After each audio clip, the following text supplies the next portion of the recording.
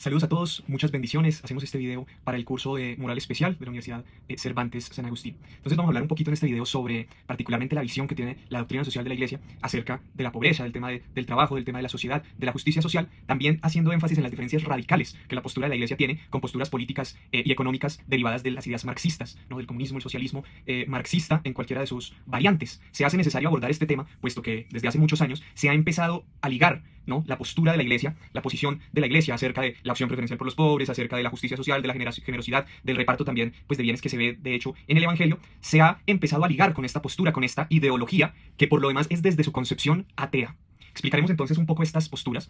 sobre todo esta postura de la Iglesia, también valiéndonos de algunas frases del magisterio, de algunas obras de encíclicas, de documentos apostólicos, de diferentes audiencias de los últimos sumos pontífices, particularmente partiendo desde Rerum Novarum, que como sabemos es de los documentos que fundan la doctrina social de la Iglesia. Entonces, a diferencia de la postura de la Iglesia, ¿no?, que tiene como principio, como fundamento, pues a Cristo, la persona de Cristo, que hace presente a Dios Padre, a Dios Hijo, a Dios Espíritu Santo, y desde ahí, y desde la irrupción de Él en el mundo y en la vida, pues genera un cambio en la sociedad también, en el comportamiento de las personas, puesto que una persona que se ha encontrado con un Dios, que siendo dueño de todo se hizo humilde, se hizo pequeño, para compartirnos sus bienes, sus gracias, pues una persona que tiene un encuentro con este Dios, inevitablemente va a querer compartir de lo que tiene, no solo sus bienes, sino su ser mismo, sus capacidades, su tiempo, su todo. Pero es por consecuencia de la irrupción de esta persona de Dios, que es amor, que es generosidad, que es todo esto, y que a diferencia de la antropología propia del socialismo, la visión humana, que como lo dice San Juan Pablo II, desde su visión antropológica tiene un problema, está viciada. ¿Por qué? Porque es el ateísmo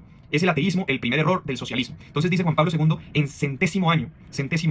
dice, el primer error del socialismo es de carácter antropológico, en efecto, considera a cada hombre sencillamente como un elemento y una molécula del organismo social. La raíz del estatismo se halla en el ateísmo, que priva a la persona de su fundamento y por consiguiente la fuerza necesaria para resistir el poder del Estado. Es entonces el Estado el que ocupa la posición de Dios. Entonces ya no es la libertad humana la que acepta despojarse por amor, despojarse por generosidad, sabiendo que hay más alegría en dar que en recibir, y que no es bueno apegarse a los bienes pasajeros que se terminan, pasan, están, como lo dice la Escritura,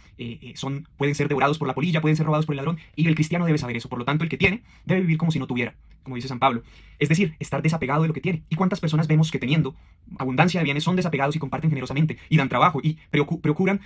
el bienestar de sus empleados, procuran el bien de quien está? ¿Cuántas personas generosas no vemos que asiste a fundaciones donde, partiendo de la propiedad privada, de la riqueza justamente ganada con el sudor de la frente, con las capacidades, con la creatividad, con la capacidad de co-crear que ha regalado Dios, cuántas personas no vemos que asisten a los demás con sus bienes, que no solo dan una limosna porque los vean, como dice el Evangelio, sino que se acercan al pobre, al necesitado, y no solo le dan plata, sino que se acercan, le sonríen, como está, sabiendo que antes que nada están delante de una persona donde Dios está presente, ¿no? Dichosos los que hacen caridad sabiendo que Dios está presente en la persona necesitada, en la persona que sufre. Entonces, eso es importante tenerlo en cuenta. No es por coacción del Estado, despoje a los ricos de sus bienes y de su libertad en una hegemonía del Estado que no da lugar a la libre entrega, a la generosidad, a la disposición a despojarse, sino que es la libre voluntad. Recordemos que Dios no anula la libertad, sino que la defiende y la garantiza a cada ser humano, a cada persona. Por otra parte, debemos recordar que la Iglesia no busca que se desaparezca totalmente la pobreza material en el mundo, puesto que el mismo Señor lo ha dicho, a los pobres siempre los tendrán entre ustedes. Y también está la dimensión de la pobreza como bienaventuranza, de la pobreza como ese espacio de austeridad en el que sabemos que lo material no es lo fundamental, si bien hay unas necesidades fundamentales que cada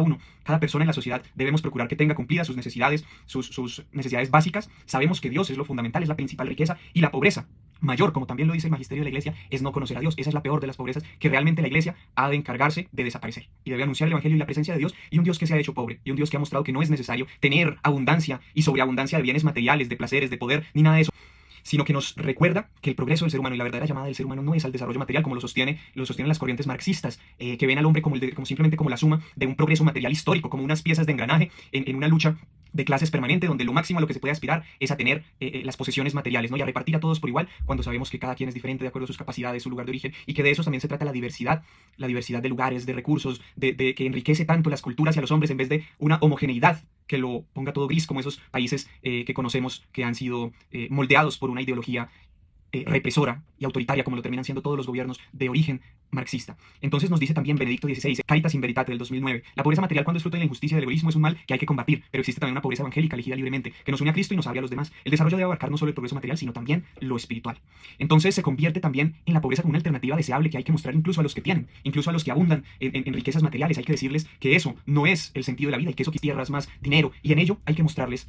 también a los ricos materiales que pueden ser pobres espirituales porque pueden carecer de la verdadera vida, que es la de Cristo, de la verdadera esperanza, que es la que la Iglesia proclama, que son los sacramentos, que es la vida en el Espíritu. Entonces hay que mostrarles a ellos que tienen que la verdadera felicidad no está en ello, sino en tener lo necesario y con ello compartir sobre todo una vida sacramental, una vida eclesial que plenifica realmente al hombre y lo lleva a su trascendencia.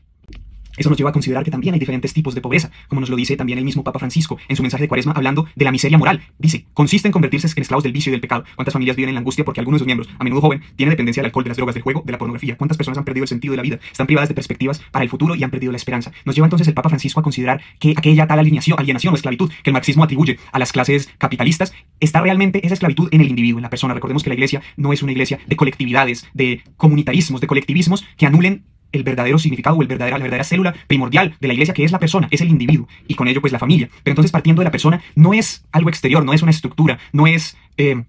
la manera, aunque hay pecados estructurales, claro que sí, nos lo dice también el magisterio, pero lo que realmente esclaviza y aliena a la persona, pues es el propio pecado, son las propias esclavitudes a los vicios, a las tendencias, a los malos hábitos que van moldeando una vida de miseria, una vida de pobreza material,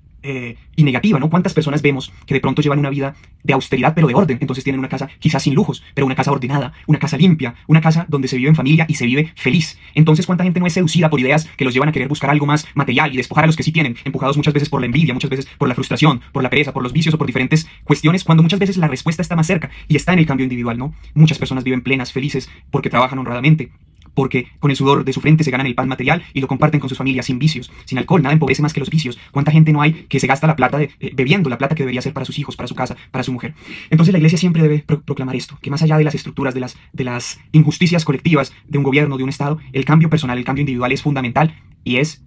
algo que Dios nos ha regalado, y por eso la libertad personal de querer cambiar su vida y hacerlo. Solo en la medida en que cambien todas las personas, particularmente individualmente, cambiarán también las estructuras injustas. Entonces,